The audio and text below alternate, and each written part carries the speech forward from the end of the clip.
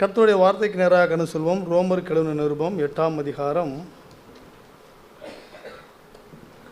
30வது வசனத்தை நான் வாசிக்கிறேன். முற்பகுதியை மற்றும் எவர்களை முன்குறித்தாரோ அவர்களை அழைத்தும் இருக்கிறார். கர்த்தராகிய தேவன் யாரை முன்குறித்தாரோ அவரை அழைத்து இருக்கிறார். எதற்காக அழைத்து இருக்கிறார்? அவர் அழைத்தனுடைய நோக்கம் என்ன? வேதத்திலே சொல்லப்பட்ட வார்த்தைகள் அனைத்துமே உண்மை என்பதை நாம் அறிந்திருக்கிறோம். ஆனால் இது எல்லாம் சொல்லப்பட்ட அனைத்தும் பொய் என்று சொல்வதற்கு ஒரு குரூப் தயாராகி கொண்டு நம்மிடத்திலே விமர்சனங்கள் எள்ளிக்கொண்டிருக்கிற ஜனங்களையும் பார்க்கிறோம். உலகத்திலே புஸ்தகம் என்று அழைக்கப்படும் தகுதி பெற்ற ஒரே இது இந்த வேதம் மாத்திரம்தான். மற்ற எதற்கும் அந்த தகுதி கிடையாது. ஒரு இலக்கியம் இருக்கலாம், ஒரு கட்டுரை இருக்கலாம், எது வேணாலும் இருக்கலாம். சிலப்பதிகாரம், இந்த மாதிரி கட்டுரைகள், இலக்கியங்கள் எல்லாம் சில மாநிலங்களை மொழிபெயர்த்து அதை நமக்கு சொல்லியிருப்பார்கள். நாடு விட்டு நாடு கூட நம்முடைய தமிழக அரசு திருக்குறளை நாடு விட்டு நாடு உலகமெங்கும் அதை மொழிபெயர்த்து செய்திருப்பதை பார்க்கலாம். ஆனால் கண்டம் விட்டு கண்டம் கூட இலக்கியங்கள் சென்றிருக்கும். ஆனால் ஒரு பிராந்தியத்தை விட்டு, ஒருவருடைய பூமியை விட்டு 1967 நீல் ஆம்ஸ்ட்ராங் சந்திர மண்டலத்துக்கு சென்ற பொழுது அங்கே கால் பதித்த பொழுது அவர் பைபிளை ஜிப் செய்து கொண்டு போய் அங்கே வாசிக்க நாசாவிலே அதை ஆமேன் என்று சொல்வதை கேட்டு, இப்படியாக எல்லாம் பிரபஞ்சத்தின் முழுவதும் இருக்கின்ற புக் இந்த வேதாகமம் மட்டும்தான். இதை விமர்சிக்காத ஜனங்களே இருக்க மாட்டார்கள். ஏனென்றால் அதில் கூறப்பட்ட அனைத்தும் முக்கியம் என்பதனாலே அதை ஏதாவது பொய் என்று சொல்லிவிடலாமா என்று எத்தனிக்கிற ஜனங்கள் நிறைய இருக்கிறார்கள். அதற்கு மத்தியிலே ஆண்டவராக இயேசு கிறிஸ்து மெய்யான தெய்வம் என்பதை நாம் நிரூபித்து கொண்டிருக்கிறோம். அவர் யாரை முன்குறித்தாரோ அவர்களை அழைத்தும் இருக்கிறார். யாரை எதற்காக நம்மை அழைத்து இருக்கிறார் என்று பார்க்கின்ற பொழுது ஒரு 3 காரியங்களை அவர் அழைத்தனுடைய நோக்கத்தை நாம் தெரிந்து கொள்ள வேண்டிய இருக்கிறோம். ஏசாயா 25ஆம் அதிகாரம் அவனுடைய 6வது வசனம்.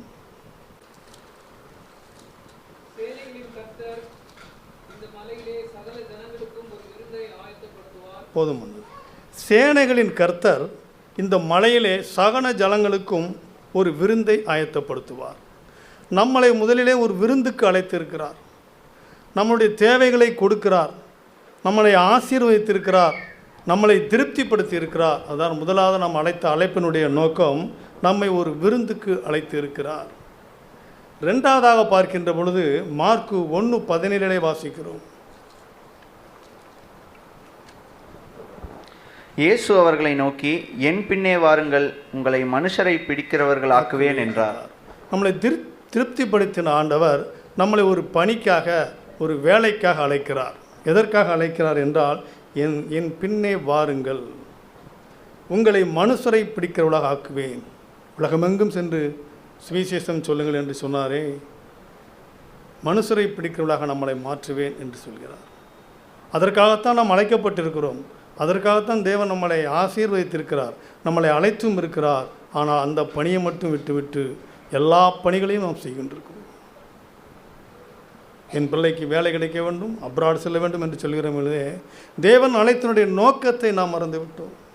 அவர் மனுஷரை பிடிக்கிறவளாக, ஒரு மனிதனுக்கு ஒரு மனிதன் நற்செய்தி சொல்லி அவனுடைய ஆத்மா கெட்டு போகாமல் இருக்கும்படி அவனை காப்பாற்றுவதற்காக, நாம் அந்த மார்க்கத்திலே அவனை அழைப்பதற்காக தேவன் நம்மை அழைத்திருக்கிறார். 3வதாக நியாய தீர்ப்புக்கென்று நம்மளை அழைத்திருக்கிறார். 1 பேதுரு 4:5 வாசிக்கிறோம். உயிரோடு இருக்கிறவர்களுக்கும் மரித்தோர்களுக்கும் நியாய தீர்ப்பு கொடுக்க ஆயத்தமாக இருக்கிறவருக்கு அவர்கள் கணக்கொப்புவிப்பார்கள். யாரெல்லாம் உயிரோடு இருக்கிறவர்கள், அப்பொழுது உயிரோடு இருக்கிறவர்கள், மரித்தவர்கள் யாராக இருந்தாலும் சரி, தேவனுக்கு முன்பாக கணக்கு ஒப்புவிக்க வேண்டும். என்ன கணக்கு? நம்மளை ஆண்டவர் உலக வாழ்க்கைக்காக அழைக்கவில்லை, உலகத்தை நாம் கடந்து செல்ல வேண்டும். நம்மளை நித்திய ஜீவனுக்காக அழைத்திருக்கிறார். ஒருவன் தேவனை ஏற்றுக்கொண்டு, மெய்யான தெய்வம் இயேசு கிறிஸ்து என்று ஏற்றுக்கொண்டு வாழலாம், அல்லது வாழாமலும் செல்லலாம். அது அவனுடைய விருப்பம். உபத்திரவங்களை சகிக்கலாம், சகிக்காமலும் செல்லலாம். ஊழியம் செய்யலாம், செய்யாமலும் போகலாம். அது அவர்களுடைய தனிப்பட்ட விருப்பம். தேவன் யாரையும் கட்டாயப்படுத்தி வாருங்கள் என்று சொல்லவில்லை. என் பின்னே விருப்பப்பட்டவர்கள் வாருங்கள், மனுஷரை பிடிக்கலாம் என்று சொன்னார். ஆனால் ஒரு நாள் நம்மிடத்துக்கு மரணம் சம்பவித்தே ஆகும். நாம் விரும்பினாலும் விரும்பாவிட்டாலும் மரணம் நம்மை நோக்கி வந்தே ஆகும். இப்படி வருகின்ற பொழுது பிரசங்கி 12:13 வாசிக்கிறோம், காரியத்தின் கடைத்தொகையை கேட்பாயாக, தேவனுக்கு பயந்து அவர் கற்பனைகளை கைக்கொள், எல்லா மனுஷர் மேலும் வந்த கடமை அதுவே. நியாயத்தீர்ப்புக்கு முன்பாக நாம் நின்றே ஆக வேண்டும். நம்முடைய அழைப்பின் நோக்கம் எவ்வளவு நாம் சுவிசேஷம் செய்திருக்கிறோம், எவ்வளவு ஆத்மாவை நாம் வழிநடத்தியிருக்கிறோம், எத்தனை பேரை சபையிலே ஐக்கியப்படுத்தியிருக்கிறோம் என்று நம்முடைய லட்சணத்தை எல்லாம் அவர் முன்பாக நியாயத்தீர்ப்பு முன்பாக கணக்கு ஒப்பிற்குள்ளாக நாம் காணப்படுகிறோம். பிரசங்கி 12:14 வாசிக்கிறோம், ஒவ்வொரு கிரியையும் அந்தரங்கமான ஒவ்வொரு காரியத்தையும் நன்மையானாலும் தீமையானாலும் தேவன் நியாயத்திலே கொண்டு வருவார். இந்த 3 காரியங்களுக்கு தான் நம்மளை தேவன் அழைத்திருக்கிறார். எபிரேயர் 9:27 வாசிக்கிறோம், அன்றியும் ஒரே தரம் மரிப்பதும் பின்பு நியாய தீர்ப்பு அடைவதும் மனுஷருக்கு நியமிக்கப்பட்டிருக்கிறது. இந்த நியாய தீர்ப்பை குறித்து நாம் அவுட்லைனாக பார்க்கலாம். டீப்பாக செல்வதற்கு நேரமில்லை, முடிந்தவரை அவுட்லைனாக பார்க்கலாம். அன்றியும் ஒரே தரம் மரிப்பது பின்பு நியாய தீர்ப்பு அடைவதும் மனுஷருக்கு நியமிக்கப்பட்டிருக்கிறது. அப்படியானால் பூமியிலே நியாய தீர்ப்பு எப்படி நடைபெறுகிறது, எத்தனை வகையாக நடைபெறுகிறது? பூமியிலே ஆண்டவர் 5 வகையான நியாய தீர்ப்பை வைத்திருக்கிறார். ஒன்று, சாத்தான் மேல் வரும் நியாய தீர்ப்பு. 2வது, சாத்தானுடன் வீழ்ந்த அவரோட தூதர்களுடைய நியாய தீர்ப்பு. 3வது, விசுவாசிகளுக்கு வரும் நியாய தீர்ப்பு. 4, போலி சபையின் மீது வருகின்ற நியாய தீர்ப்பு. 5வது, புறஜாதியினர் மீது வருகின்ற வெள்ளை சிங்காசன நியாய தீர்ப்பு. இதில் சில சமயங்களிலே விசுவாசிகளுக்கு ஒரு நியாய தீர்ப்பை ஊழியக்காரனுக்கான நியாய தீர்ப்பு, இஸ்ரவேலருக்கான நியாய தீர்ப்பு என்று 2 சப்டிவிஷனாக பிரித்து 7 என்று கூட சொல்வார்கள். ஆனால் வேதத்திலே இந்த 5 விதமான நியாய தீர்ப்பை குறித்து எழுதப்பட்டிருக்கிறது. ஒவ்வொன்றாக பார்க்கலாம். முதலிலே சாத்தான் மீது வரும் நியாய தீர்ப்பு. அவர் சாத்தானுக்கு 3 விதமான நியாய தீர்ப்பை வைத்திருக்கிறார். ஒன்று, பூமியின் மேல். யோவான் 12:31 வாசியுங்கள். இப்பொழுதே இந்த உலகத்துக்கு நியாய தீர்ப்பு உண்டாகிறது. இப்பொழுதே இந்த உலகத்தின் அதிபதி புறம்பாக தள்ளப்படுவார். இப்பொழுதே இந்த உலகத்திற்கு நியாய தீர்ப்பு உண்டாயிருக்கிறது. எப்பொழுது? இப்பொழுது என்றால் எப்பொழுது? ஆண்டவராகிய இயேசு கிறிஸ்து சிலுவையில் எல்லாம் முடிந்தது என்று ஜீவனை விட்டாரே, அந்த நேரத்திலே பூமியிலே ஒரு நியாய தீர்ப்பு. உலகத்தின் அதிபதி புறம்பே தள்ளப்பட்டார். அது சிலுவையிலே நடந்து முடிந்து விட்டது.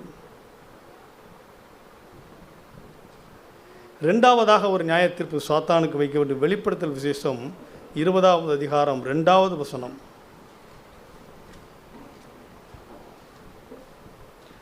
பிசாஸ் என்றும் சாத்தான் என்றும் சொல்லப்பட்ட பழைய பாம்பாகிய வலு சர்ப்பத்தை அவன் பிடித்து அதை 1000 வருஷம் அளவும் கட்டி வைத்து அந்த 1000 வருஷம் நிறைவேறும் வரைக்கும் அது ஜனங்களை மோசம் போக்காதபடிக்கு அதை பாதாளத்திலே தள்ளி அடைத்து அதன் மேல் முத்திரை போட்டான். இது 2வது நியாய தீர்ப்பு. இது எப்பொழுது வரும்? 1000 வருட அரசாட்சியில் நடக்கக்கூடியது. இது வரவில்லை. அப்பொழுது பிசாஸ் என்று சொல்லப்பட்டவன், சாத்தான் என்று சொல்லப்பட்டவன், பழைய பாம்பு என்று சொல்லப்பட்டவன், வலு சர்ப்பம் என்று அவனுக்கு எத்தனை பேர் உண்டோ அதை 1000 வருஷம் அளவும் கட்டி வைத்து அதை ஜனங்களை மோசம் போக்காதபடி 1000 வருட அரசாட்சியிலே சாத்தானுக்கு வேலை இல்லை. நாம் நிம்மதியாக இருக்கின்ற 1000 வருட அரசாட்சி ஜனங்களை மோசம் போக்காதபடி இந்த 1000 வருஷம் அளவும் பாதாள குழியிலே வைத்திருப்பான். வேறு ஆங்கில பைபிளில் பார்த்தீங்கன்னா பாதாள குழி என்று இருக்கும். பாதாளத்திற்கு இன்னும் யாரையும் ஆண்டவர் அனுப்பவில்லை. பாதாள குழியிலே இருப்பான். அங்கே முத்திரை போடப்பட்டிருக்கும். இது 1000 வருட அரசாட்சி ஆரம்பிக்கும் போது நடக்கின்ற சம்பவம். இந்த 1000 வருடம் அரசாட்சியின் முடிவிலே சாத்தானே ஆண்டவர் முடிவாக ரிலீஸ் பண்ணுவார். நமக்கு அவரிடத்தில் வேலை இல்லை. அவருக்கும் நம்மிடத்தில் வேலை இல்லை, ஆனால் பூமியிலே பிரஜாதியினர் இருப்பார்கள். வெளிப்படுத்தல் விசேஷம் 20ஆம் அதிகாரம் 10வது வசனத்திலே வாசிக்கிறோம்.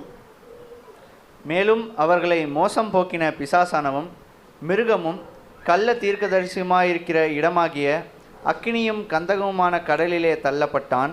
அவர்கள் இரவும் பகலும் சதா காலங்களிலும் வாதிக்கப்படுவார்கள். இது சாத்தானுக்கு 3வது நியாய தீர்ப்பு. மேலும் அவர்களை மோசம் போக்கின பிசாசானவன் மிருகம் கள்ள தீர்க்கதரிசிகள் யாரும் இருக்கிற இடம் எங்கே? கள்ள தீர்க்க தரிசனை குறித்து அநேகம் கேள்விப்படுகிறோம். அதுக்கு இடமாகிய அக்கினியும் கந்தகமும் கடலிலே தள்ளப்பட்டான். யார்? பிசாசானவன். இவர்களோடு சேர்ந்து இருக்கிறவர்கள் கள்ள தீர்க்க தரிசி உரைக்கிறவர்கள் மிருகங்கள். இது ஃபைனலாக பாதாளத்திலே தள்ளப்படுகிற ஒரு நியாய தீர்ப்பு. சாத்தானுக்கு இப்படியாக 3 விதமான நியாய தீர்ப்பை ஆண்டவர் பூமியிலே வைத்திருக்கிறார். அதற்கு அடுத்தபடியாக சாத்தானுடன் வீழ்ந்து போன தூதர்களுக்கான நியாய தீர்ப்பு. இந்த தூதர்களுடைய தூண்டுதலினால்தான் சாத்தான் நம்மளை வஞ்சித்தான். பொதுவாக குற்றம் செய்கிறவர்களுக்கு தண்டனை விட குற்றம் செய்ய தூண்டினவர்களுக்கு தண்டனை அதிகம். ஆனால் வீழ்ந்து போன தூதர்களுக்கு ஒரே ஒரு நியாய தீர்ப்பு. 2 பேதுரு 2:4 வாசிக்கிறோம்.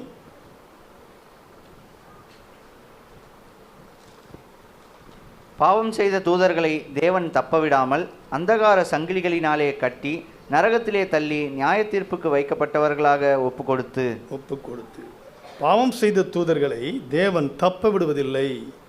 அந்தகார சங்கிலியாலை கட்டி நரகத்திலே தள்ளி நியாய தீர்ப்புக்கென்று வைத்திருக்கிறார். நியாய தீர்ப்பில் எங்கே போவார்கள்? பாதாளத்திற்கு போவார்கள். அவர்கள் யூதாவில் 6வது வசனத்தை வாசிக்கிறோம்.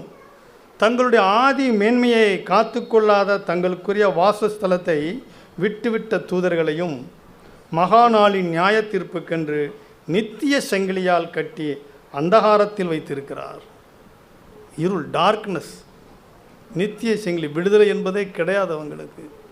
அந்த டார்க்னஸிலே உலகத்தில் என்ன நடக்குது பக்கத்து எனக்கு தெரியாத அளவுக்கு வீழ்ந்து போன தூதர்களை நியாய தீர்ப்புக்கென்று கட்டி வைத்திருக்கிறார். 3வதாக விசுவாசிகளுக்கு உண்டான நியாய தீர்ப்பு. என்ன பிரதர், நமக்கு நியாய தீர்ப்பு உண்டா என்று பார்க்கின்ற பொழுது நமக்கும் நியாய தீர்ப்பு உண்டு. ஆண்டவர் விசுவாசிகளுக்கு எப்படி சாத்தானுக்கு 3 விதமான நியாய தீர்ப்பு வைத்திருந்தாரோ விசுவாசிகளை நமக்கும் 3 விதமான நியாய தீர்ப்புகளை ஆண்டவர் அனுமதித்திருக்கிறார். முதல் நியாய தீர்ப்பு என்ன? நாம் அடிப்படையிலே பாவியாக இருந்தோம். பாவியாக இருக்கையிலே பாவத்தின் சம்பளம் மரணம். நாம் இறந்திருக்க வேண்டும். பாவியாக இருந்த நாம் மீட்டெடுக்க முடியாத ஆண்டவரையா இயேசு கிறிஸ்து நமக்காக வந்து சிலுவையிலே பாடுபட்டார். அந்த பாவியாக இருக்கிற நமக்கு ஒரு நியாய தீர்ப்பு, நாம் மரணித்திருக்க வேண்டும். ஆனால் இயேசு கிறிஸ்து வைத்த அன்பின் நிமித்தமாக நாம் அவருடைய மரணத்தினாலே காக்கப்பட்டோம். இது பாவிகளாக இருக்கையிலேயே விசுவாசிகளுக்கு வந்த ஒரு நியாய தீர்ப்பு. அது சிலுவையிலே நிறைவேறிவிட்டது. அதை இயேசு சிலுவையிலே நிறைவேற்றினார். இதற்காக ஏசாயா 53:5 வாசிக்கிறோம். ஏசாயா 53:5 நம்முடைய மீறுதல்களின் நிமித்தம் அவர் காயப்பட்டு நம்முடைய அக்கிரமங்களின் நிமித்தம் அவர் நொறுக்கப்பட்டார். நமக்கு சமாதானத்தை உண்டு பண்ணும் ஆக்கினை அவர் மேல் வந்தது. நமக்கு ஆக்கினை, நமக்கு வர வேண்டிய நியாய தீர்ப்பு அவர் மேல் விழுந்தது. நம்முடைய மீறுதலின் நிமித்தம் அவர் காயப்பட்டார். நம்முடைய அக்கிரங்கள் நிமித்தம் அவர் நொறுக்கப்பட்டார். நம்மேல் வருகின்ற ஆக்கினை தீர்ப்பானது அவர் மேல் வந்தது. அந்த நியாய தீர்ப்பு பாவிகள் என்ற நிலையிலே ஆண்டவரை இயேசு கிறிஸ்து சிலுவையிலே நமக்காக அந்த ஒரு நியாய தீர்ப்பை நிறைவேற்றினார். அப்போ பாவிகள் என்ற நிலையிலே நமக்கு நியாய தீர்ப்பு இல்லை. நாம் ரட்சிக்கப்பட்ட ஜனங்களாக இருக்கிறோம். இப்போ எப்படி வேணாலும் வாழ்ந்து விடலாமா? ஆக்கினை தீர்ப்புக்கு நாம் தப்பினோம். ஆனால் நமக்கு ஆக்கினை தீர்ப்பு கிடையாது. ஆனால் அவர் பிள்ளைகளாக நாம் மாறி இருக்கிறோமே.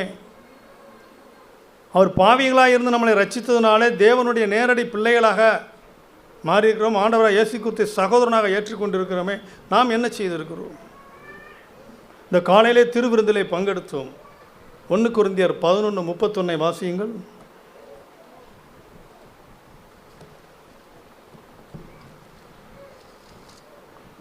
நம்மை நாமே நிதானித்து அறிந்தால் நாம் நியாயம் தீர்க்கப்படுவோம். மகன் என்ற நிலைமையிலே, சகோதரன் என்ற நிலைமையிலே நம்மை நாமே நிதானித்து அறிந்தால் நாம் நியாயம் தீர்க்கப்படும். இல்லை என்றால் நமக்கு ஆக்கினை தீர்ப்பு இல்லை, ஒரு நியாய தீர்ப்பு உண்டு. தேவனுடைய பிள்ளைகளாக இருக்கின்ற நாம் அவருக்கு செய்ய வேண்டிய கடமையை சரியாக செய்ய வேண்டும். திருவிருந்திலே நாம் எப்படி பங்கு எடுக்கிறோம் என்பதை ஆண்டவர் கவனித்து உற்று நோக்குகிறார். நம்மை நாமே நிதானிக்க வேண்டும். வேற யாரும் ஜட்ஜ்மெண்ட் கிடையாது. நம்மை நாமே நிதானித்து கொள்ள வேண்டும். சரியா தப்பா, நாம் செய்த காரியம் சரியா, செய்யாத காரியம் என்ன என்பதை நிதானித்தறிந்து நாம் பந்தியிலே பங்கெடுக்க வேண்டும். இல்லை என்றால் நியாய தீர்க்கப்படுவோம். அத்தனை ஆண்டவர் நியாயம் தீர்க்க மாட்டோம் என்று சொல்வதன் அர்த்தம் நிதானித்து பங்கு பெற வேண்டும். 11:32 வாசிங்கள். நாம் நியாயம் தீர்க்கும் போது, நாம் நியாயம் தீர்க்கப்படும் போது உலகத்தோடே ஆக்கினைக்குள்ளாக தீர்க்கப்படாதபடிக்கு கர்த்தராலே சிட்சிக்கப்படுகிறோம். இதில் நிதானம் இல்லை. இன்னும் வாரம் பாட்டு படிக்க போகிறோம், அப்போ வருது எடுக்கும், இதில் என்ன இருக்குது, நிதானித்து அறியவில்லை என்றால் நமக்கு சிட்சை இந்த உலகத்திலே உண்டு. இன்னைக்கு காலையில் பிரதர் சரியாக தான் வந்தேன், எனக்கு இன்னும் வயிற்று வலி வரலை, உடம்புல தலை வலிக்குது, கை கால் வலிக்குது, எல்லா விதமான சிட்சையும் எதனால் வருகிறது? நம்மை நிதானிக்க வேண்டும். அதைத்தான் ஆண்டவர் சொல்கிறார். நிதானிக்காத இந்த வாழ்க்கை நமக்கு சிட்சையிலே கொண்டு போய்விடும். நல்லாத்தானே இருந்தோம் அப்படின்னு நினச்சி ஒரு வாதை வந்துவிட்டது என்றால் அதற்கு காரணம் நாம் தானே ஒழிய. ஏன்னா ஆண்டவர் சோதிக்கப்படுவதில்லை, சோதிக்கப்படுவதற்கு உதவி செய்கிறவர். அதனால் இந்த சிட்சையை நாம் மகன் என்ற நிலைமையிலே சகித்துத்தான் ஆக வேண்டும்.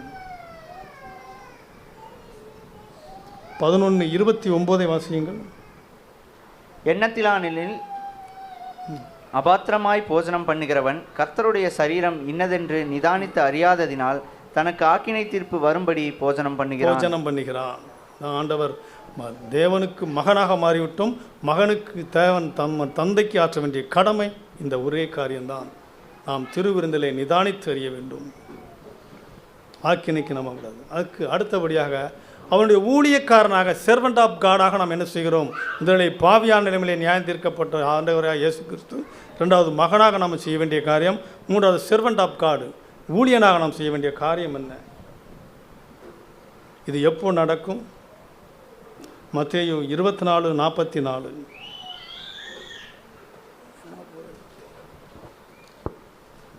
நீங்கள் நினையாத நாளிகையிலே மனுஷகுமாரன் வருவார், ஆதலால் நீங்களும் ஆயத்தமாயிருங்கள். நினையாத நாளிலே வருவார்.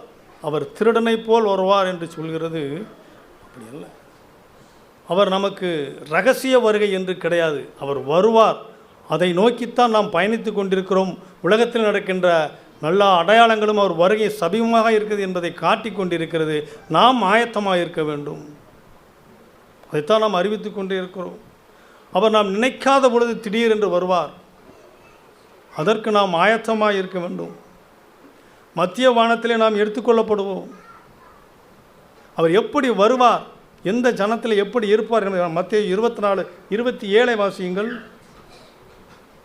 மின்னல் கிழக்கிலிருந்து தோன்றி மேற்கு வரைக்கும் பிரகாசிக்கிறது போல மனுஷகுமாரனுடைய வருகையும் இருக்கும். மேற்கிலிருந்து கிழக்கே தோன்றி வருகிற மின்னல் எப்படி ஒரு சடுதியில் இருக்குமோ அதுபோல் மனுஷகுமாரனுடைய வருகையும் இருக்கும். ரகசியமான வருகையில் இல்லை, நாம் வருவார் என்றுதான் பிரசங்கித்து கொண்டே இருக்கிறோம். வரும்பொழுது நாம் ஆயத்தமாக இருக்க வேண்டியது நம்முடைய கடமை. Servant of God. நாம் எதிர்கொண்டு போக அவர் நம்மளை அழைத்து கொண்டு செல்ல மத்திய வானத்திலே நாம் எடுத்துக்கொள்ளப்படுவோம். இதுதான் ரகசிய வருகை என்று சொல்கிறார். எங்கே வச்சு நடக்கும்? 1 தெசலோனிக்கேயர் 4:17 வாசிக்கிறோம். பின்பு உயிரோடு இருக்கும் நாமும் கர்த்தருக்குள் எதிர்கொண்டு போக மேகங்கள் மேல் அவர்களோடே கூட ஆகாயத்தில் எடுத்துக்கொள்ளப்படும். நாம் ஆகாயத்திலே எடுத்துக்கொள்ளப்படுவோம். எப்படி நடக்கும்? எபிரேயர் 4:13 வாசிக்கிறோம். அவருடைய பார்வைக்கு மறைவான சிருஷ்டி ஒன்றுமில்லை. நம்முடைய செர்வன்ட் ஆஃப் காட் என்ற நிலையில் நாம் இருக்கின்ற பொழுது அவருடைய பார்வைக்கு மறைவான சிருஷ்டி ஒன்றுமில்லை. சகலமும் அவருடைய கண்களுக்கு முன் எப்படி இருக்கிறதாம்? நிர்வாணமாய் வெளியரங்கமாயும் இருக்கிறது. மறைக்கிறதுக்கு ஒன்றுமே இல்லை. அவருக்கு நாம் கணக்கு ஒப்புவிக்க வேண்டும். என்ன கணக்கு ஒப்புவிக்க வேண்டும்? நான் இந்த பூமியிலே வாழ்ந்த காலத்திலே தேவனுக்கு பிரியமான காரியங்கள் என்ன செய்தோம்? அவரிடத்தில் சாட்சி பெற்ற மக்களாக நாம் அவர் முன்னாடி நிற்கிறோமா என்று நாம் சபையை பார்த்து கேட்பார். ஒரு புத்தியுள்ள சிற்ப ஆசாரி, அதற்காக உதாரணமாக வேதத்தில் காட்டுவோம். அவர் செய்த வேலைப்பாடு, பொன்னினாலும் வெள்ளியினாலும் எதனாலும் செய்திருக்கிற அந்த வேலைப்பாடு மிகுந்த அந்த அக்கினியிலே சோதிக்கப்படும் பொழுது வெந்து போனால் அந்த சிற்பம் செய்த அந்த சிற்பி நஷ்டமடைவான். நம் சபை எடுத்துக்கொள்ளப்படும் போது நாம் ஆக்கப்பூர்வமான காரியங்களை நமக்கு செய்திருக்கிறோம், நாம் செய்திருக்கிறோம், தேவனுக்கு செய்திருக்கிறோம் என்றால் அது வெந்து போகாது, நஷ்டமடையாது, ஆதாயமாகவும் கர்த்தருக்கு முன்பாக கம்பீரமாக நிற்போம். ஆனால் ஏனோ வந்தோ போனோம், 2 பாட்டு படித்தோம் போனோம் என்றும் இருந்தால் நமக்கு அது நஷ்டம் அடைந்தால் நமக்கு என்ன செய்வார் ஆண்டவர்? நம்மளை தண்டிக்கிறவில்லை, நாம் ஆக்கினைக்குள்ளாக தீர்க்கப்படுவதில்லை. எப்படி இருக்குமாம், ஒரு விறகு அடுப்பு எரிகின்ற பொழுது, இப்போ அந்த ஸ்டேஜுக்கு வந்துட்டோம் இதுதானே, விறகு அடுப்பு எரிகின்ற பொழுது அதில் சுள்ளியை எடுத்து வைக்கின்ற பொழுது ஒரு குச்சி கீழே விழும் பாருங்களா, தப்பிச்சு. அந்த அக்கினியிலே அகப்பட்டு தப்பின குச்சியை போல் நம்முடைய வாழ்க்கை இருக்கு. அப்பாட தப்பிச்சிட்டோமையா. அப்படித்தான் நாம் செர்வன்ட் ஆஃப் காடாக இருக்கின்ற பொழுது, ஒரு ஊன்லையும் செய்யாமல் ஒன்றும் செய்யாமல் நிற்கின்ற பொழுது அந்த அகப்பட்ட குச்சியை பொறுக்கும். 1 கொரிந்தியர் 3:10-15 வரை வாசியங்கள், அது தெரியும். 1 கொரிந்தியர் 3ஆம் அதிகாரம் 10 முதல். எனக்கு அளிக்கப்பட்ட தேவ கிருபையின்படியே புத்தியுள்ள சிற்பாசாரியைப் போல அஸ்திபாரம் போட்டேன். வேறொருவன் அதின் மேல் கட்டுகிறான், அவனவன் தான் அதின் மேல் இன்ன விதமாய் கட்டுகிறான் என்று பார்க்க கடவன். போடப்பட்டிருக்கிற அஸ்திபாரமாகிய இயேசு கிறிஸ்துவை அல்லாமல் வேறே அஸ்திபாரத்தை போட ஒருவனாலும் கூடாது. ஒருவன் அந்த அஸ்திபாரத்தின் மேல் பொன் வெள்ளி விலையேறப்பெற்ற கல் மரம் புல் வைக்கோல் ஆகிய இவைகளை கட்டினால் அவனவனுடைய வேலைப்பாடு வெளியாகும்.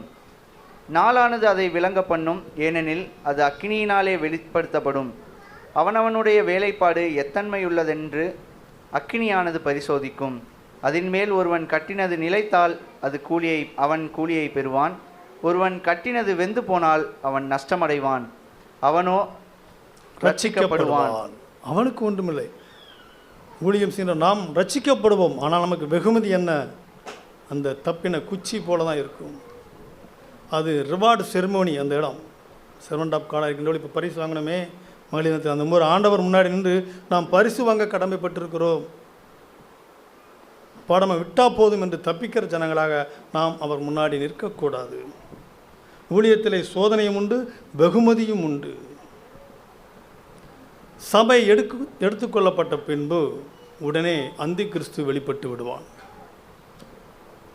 அவன் 7 வருஷம் பூமியிலே ஆட்சி செய்வான். முன்னும் அறிந்ததே. அப்போ யாரை ஆட்சி செய்வான்? நாம் எடுத்துக்கொள்ளப்படுவோம், அந்தி கிறிஸ்து வெளிப்பட்டு விடுவான், அவன் அரசாட்சி 7 வருஷம். அவன் யாரை ஆளுவான் என்ற கேள்வி. யாரை ஆள்வார்கள்? கைவிடப்பட்ட ஜனங்கள் முதலாவதாக, 2வது யூதர்கள், 3வதாக 666 முத்திரை பதிக்கப்பட்ட ஜனங்கள். 3 வருடம் முதலே சமாதானமாக செல்கின்றவன் பின்பு அவனுடைய சேட்டையை காண்பிக்கின்ற பொழுது சித்திரவைக்குள் ஆளாகி யூதர்கள் கலைந்து சென்று, கைவிடப்பட்ட ஜனங்கள் அவரை ஏற்றுக்கொண்டால் 660 முத்திரை பதிக்கப்பட்டு அவனோடு சுகமாக வாழ்வார்கள். இல்லை, கைவிடப்பட்ட ஜனங்கள் ஏற்றுக்கொள்ளவில்லை என்றால் மரித்து போவார்கள் அடிபட்டு. யூதர்கள் ஏற்றுக்கொள்ளப்பட மாட்டார்கள். ஆனால் அவர்களுக்கு வாக்குத்தத்தம் இருக்கிறது. அது காலத்தை சொல்கிறார், யாக்கோப்பின் இக்கட்டு காலம் என்று ஆண்டவர் சொல்கிறார். யூதர்களுக்கு யாக்கோப்பின் இக்கட்டு காலம் அந்த அந்தி கிறிஸ்து காலத்திலே. அவர்கள் மலையிலையும் குகையிலையும் ஓடி ஒளிவார்கள். அவர்களுக்கு போஜனம் இருக்காது, உடுக்க உடை இருக்காது, உண்ண உணவு இருக்காது, இருக்க இடம் இருக்காது, ஒளிந்து கொண்டு இருப்பார்கள் இந்த அந்தி கிறிஸ்துக்கு பயந்து. அப்படி பயந்து இருக்கின்ற பொழுது இந்த கைவிடப்பட்ட ஜனங்கள் இருக்கிறார்களே, அவர்கள் பாவம் ஐயா அந்த யூதர்கள் என்று சொல்லி அவனுக்கு போஜனம் கொடுப்பார்கள், உடுக்க உடை கொடுப்பார்கள், அவர்களை பராமரித்து அவர்கள் தேவைகளை சந்தித்த ஒரு கூட்டம் காணப்படும். அந்த கூட்டத்தை ஆண்டவர் 2ஆக பிரிக்கிறார். செம்மறியாட்டு கூட்டம், வெள்ளாட்டு கூட்டம். வாசிக்கலாம். மத்தேயு 25:31 முதல் 34 வரை. அன்றியும் மனுஷகுமாரன் தமது மகிமை பொருந்தினவராய் சகல பரிசுத்த தூதரோடும் கூட வரும்போது தமது மகிமையுள்ள சிங்காசனத்தின் மேல் வீற்றிருப்பார். அப்பொழுது சகல ஜனங்களும் அவருக்கு முன்பாக சேர்க்கப்படுவார்கள். மேய்ப்பனானவன் செம்மறியாடுகளையும் வெள்ளாடுகளையும் வெவ்வேறாக பிரிக்கிறது போல அவர்களை அவர் பிரித்து செம்மறியாடுகளை தமது வலது பக்கத்திலும் வெள்ளாடுகளை தமது இடது பக்கத்திலும் நிறுத்துவார். அப்பொழுது ராஜா தமது வலது பக்கத்தில் நிற்பவர்களை பார்த்து, வாருங்கள், என் பிதாவினால் ஆசீர்வதிக்கப்பட்டவர்களே, உலகம் உண்டானது முதல் உங்களுக்காக ஆயத்தம் பண்ணப்பட்டிருக்கிற ராஜ்யத்தை சுதந்தரித்து கொள்ளுங்கள். பசியாயிருந்தேன், எனக்கு போஜனம் கொடுத்தீர்கள். தாகமாயிருந்தேன், என் தாகத்தை தீர்த்தீர்கள். அந்நியனாயிருந்தேன், என்னை சேர்த்து கொண்டீர்கள். வஸ்திரம் இல்லாதிருந்தேன், எனக்கு வஸ்திரம் கொடுத்தீர்கள். வியாதியாயிருந்தேன், என்னை விசாரிக்க வந்தீர்கள். காவலில் இருந்தேன், என்னை பார்க்க வந்தீர்கள் என்பார். போதும். பசியாயிருந்தேன், பசி எனக்கு கொடுத்தீர்கள். யாருக்கு? அந்த யூதர்களுக்கு கொடுத்த புரஜாதியினர்கள் செய்த நன்மைகளை பூராம் அது தனக்கு செய்ததாக ஆண்டவர் சொல்கிறார். ஆனால் இஸ்ரவேலின் தேவன் நம்முடைய தேவன். தனக்கு செய்தீர்கள், எனக்கு செய்தீர்கள் என்று சொல்லி, பசியாக இருந்தேன், எனக்கு போஜனம் கொடுத்தீர்கள். தாகமாக இருந்தேன், எனக்கு தாகம் தீர்த்தீர்கள். இப்படி செய்த காரியத்தினாலே நீங்கள் இந்த இதிலிருந்து தப்பித்து அப்படி செய்த ஒரு கூட்டம், புரஜாதிய கூட்டம் 1000 வருடம் அரசாட்சிக்குள்ளே வருகிறது. அதைத்தான் சொல்லுகிறார், உலகம் உண்டானது முதல் உங்களுக்காக ஆயத்தம் பண்ணப்பட்டிருக்கிற ராஜ்யத்தை சுதந்திரித்துக் கொள்ளுங்கள். 1000 வருட அரசாட்சிக்குள்ளே அவர்கள் பிரவேசிக்கிறார்கள். இப்பொழுது வெளிப்படுத்தல் விசேஷம் 20:7 வாசியுங்கள். அந்த 1000 வருஷம் முடியும் போது சாத்தான் தன் காவலில் இருந்து விடுதலையாகி செய்யப்படுவான். 1000 வருட அரசாட்சியின் முடிவிலே கட்டி வைக்கப்பட்ட அந்த சாத்தான் விடுதலை செய்யப்படுவான். அந்த விடுதலை செய்யப்பட்டவன் எஞ்சியிருந்த புறஜாதியினிடத்திலே அவன் தன் வேலையை காண்பான். மறுபடியும் மீறுதல், அக்கிரமங்கள் எல்லாம் நடக்கும். அவன் சடுதியிலே ஆண்டவர் அவரை அழித்து விடுவார். அதான் பார்க்குறோம். வெளிப்படுத்தல் 20:7, 8, 9 வாசிங்க. பூமியின் 4 திசைகளிலும் உள்ள ஜாதிகளாகிய கோகையும் மாகோகையும் மோசம் போக்கும்படிக்கும் அவர்களை யுத்தத்திற்கு கட்டிக்கொள்ளும்படிக்கும் புறப்படுவான். அவர்களுடைய தொகை கடற்கரை மணலத்தனையாயிருக்கும். அவர்கள் பூமியெங்கும் பரம்பி பரிசுத்தவான்களுடைய பாளையத்தையும் பிரியமான நகரத்தையும் வளைத்து கொண்டார்கள். அப்பொழுது தேவனால் வானத்திலிருந்து அக்கினி இறங்கி அவர்களை பட்சித்து போட்டது. அவருடைய எண்ணிக்கை எவ்வளோ இருக்கும்? மணல் எண்ண முடியாத அளவுக்கு பட்சித்து போட்டு அவன் அழிக்கப்படுவான். இது இந்த நியாய தீர்ப்பு முடிந்ததற்கு அப்புறம், 1000 வருட அரசாட்சி முடிஞ்சதற்கு அப்புறம் அவன் போலி சபை மீது ஒரு நியாய தீர்ப்பு வைத்திருக்கிறார். எங்களுக்கு வெளிப்படுத்தல் 19:2 வாசியுங்கள். தன் வேசித்தனத்தினால் பூமியை கெடுத்த மகா வேசிக்கு அவன் நியாய தீர்ப்பு கொடுத்தார். தன் வேசித்தனத்தால் பூமியை கெடுத்த அந்த மகா வேசிக்கு அவர் நியாய தீர்ப்பு கொடுக்கிறார். அது போலி சபைகள் அநேகம் உழைத்து விட்டது. இது எல்லாம் முடிந்த கடைசியாக 5வதாக ஒரு நியாய தீர்ப்பு வைத்திருக்கிறார். வெள்ளை சிங்காசன நியாய தீர்ப்பு. அது புறஜாதியினர்களுக்கு மாத்திரம், ரட்சிக்கப்படாத ஜனங்களுக்கு மாத்திரம். வெள்ளை சிங்காசனம் என்பதனாலே சமாதானத்தோடு வருவார், பரிசுத்தமாக இருப்பார். அங்கே சொல்கின்ற ஜட்ஜ்மெண்ட்டுக்கு அப்பீல் கிடையாது. அதான் வெள்ளை சிங்காசனம். இங்கே லோயர் கோர்ட்டில் ஒரு தண்டனை ஹையர் கோர்ட்டுக்கு போகிறோம், அது போனால் சுப்ரீம் கோர்ட் வரைக்கும் போகிறோம். அங்கே எல்லாமே சுப்ரீம் கோர்ட்டு தான். அவருக்கு முன்னாடி வெள்ளை சிங்காசன நியாய தீர்ப்பு. அவருக்கு முன்பாக அநேக புஸ்தகங்கள் 20 வெளிப்படுத்தி 20:11-15 வாசியங்கள் வாசித்து நிறைவு செய்யலாம். பின்பு நான் பெரிய வெள்ளை சிங்காசனத்தையும் அதன் மேல் வீற்றிருக்கிறவரையும் கண்டேன். அவருடைய சமூகத்திலிருந்து பூமியும் வானமும் அகன்று போயின, அவைகளுக்கு இடம் காணப்படவில்லை. மரித்தோராகிய சிறியோரையும் பெரியோரையும் தேவனுக்கு முன்பாக நிற்க கண்டேன். அப்பொழுது புஸ்தகங்கள் திறக்கப்பட்டன. ஜீவ புஸ்தகம் என்னும் வேறொரு புஸ்தகமும் திறக்கப்பட்டது. அப்பொழுது அந்த புஸ்தகத்தில் எழுதப்பட்டவைகளின்படியே மரித்தோர் தங்கள் கிரியைகளுக்கு தக்கதாக நியாயம் தீர்ப்படைந்தார்கள். சமுத்திரம் தன்னிலுள்ள மரித்தோரை ஒப்புவித்தது. மரணமும் பாதாளமும் தங்களிலுள்ள மரித்தோரை ஒப்புவித்தன. யாவரும் தங்கள் கிரியைகளின்படியே நியாய தீர்ப்படைந்தார்கள். அப்பொழுது மரணமும் பாதாளமும் அக்கினி கடலிலே தள்ளப்பட்டன. இது இரண்டாம் மரணம். ஆமென். இங்கே பார்க்கிறோம், மரித்தோராகிய சிறியோரையும் பெரியோரையும். அங்கே ரெண்டு கேட்டகரி. சிறியோர்னா சின்ன பிள்ளைகளா? பெரியோர்னா யார்? யூதர்களை, லட்சக்கணக்கான யூதர்களை கொன்று குவித்தானே, அவன் பேர் என்ன? ஹிட்லர். லட்சக்கணக்கான ஜனங்களை, இப்பொழுது லட்சக்கணக்கான ஜனங்களை கொண்டு குவித்திருக்கிறாரே. இவர் நியாய தீர்ப்புக்கு வருகின்ற பொழுது இவருக்கும் ஒரு தீர்ப்பு, சின்ன சின்ன தவறுகள் செய்தவனுக்கும் ஒரு தீர்ப்பா? அப்படி அல்ல. அதைத்தான் சிறியோர் பெரியோர் என்று பிரிக்கிறார். அக்கினி கடலிலே தான் இருப்பார்கள், ஆனால் அங்கும் ஒரு ஸ்லாக்கியம் இருக்கிறது. சிறியோர் பெரியோர் என்று பிரித்து இருக்கிறார். நம்மளை கொன்று குவிக்கின்ற ஜனங்களுக்கு ஒரு தீர்ப்பு. நம்ம காஸ்பல் சொல்லும்போது விரட்டுவான். இவருக்கு கொடுத்த தீர்ப்பு அவங்களுக்கும் சொல்ல முடியுமா? முடியாது. ஆண்டவர் அதிலே ஒரு வசதியை வைத்திருக்கிறார். அதை சிறியோர், சிறிய தவறுகள், பெரிய தவறு என்று பிரித்து, இருக்கின்ற இடம் பாதாளம்தான், ஆனால் தவறுகளுக்கு தக்க தண்டனையை அங்கு ஆண்டவர் நியாயம் தீர்க்கிறார். ஜீவ புஸ்தகத்தில் யாருடைய பேரெல்லாம் எழுதப்படவில்லையோ அவர்கள் அங்கே தண்டிக்கப்படுகிறார்கள். வேதம் இருக்கிறது, ஜீவ புஸ்தகம் இருக்கிறது, ஞாபக புஸ்தகம் இருக்கிறது, கிரியை செய்கிற புஸ்தகம். 4 விதமான புஸ்தகங்களை அங்கே பார்க்கிறோம். எல்லா புஸ்தகமும் திறக்கப்பட்டு வெளிப்படையான நியாய தீர்ப்பு. ஆண்டவராக இயேசு கிறிஸ்துவின் இடத்திலே தான் இந்த நியாய தீர்ப்பை பிதாவாகிய தேவன் ஒப்படைத்தார். இந்த வெள்ளை சிங்க நியாயத்தீர்ப்பு தேவன், ஆண்டவராக இயேசு கிறிஸ்து இந்த நியாய தீர்ப்பு செய்கிறவராக இருக்கிறார். ஏன் பிதாவாகிய தேவன் செய்யவில்லை என்ற ஒரு கருத்து இருக்கிறது. பிதாவாகிய தேவன் இந்த வெள்ளை சிங்காசன தீர்ப்பை செல்கிறான்னு வச்சுக்கோங்க.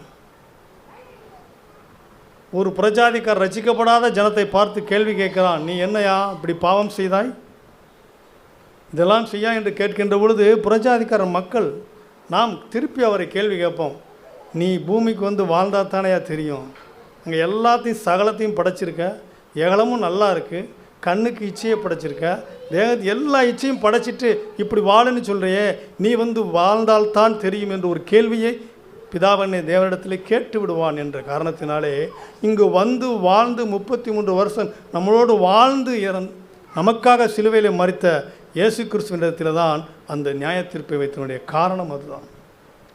சாக்குப்புக்கு சொல்ல வழி இல்லை. அவர் சொன்ன ஜட்ஜ்மெண்ட் அப்படியே ஆக கடவுது என்று சொல்லி நேரமாகிவிட்டது. ஒவ்வொரு சிந்தனையும் ஒவ்வொரு நேரங்களை சிந்திக்கலாம். இப்பொழுது வெளிப்படையாக இதை குறித்து நியாய தீர்ப்பு என்று என்றால் என்ன, நமக்கு நியாய தீர்ப்பு எப்படி இருக்கும் என்று சிந்தித்திருக்கிறோம். கர்த்தர் தாமே இந்த சிறிய சிந்தனையை ஆசீர்வதிப்பாராக. ஆமென்.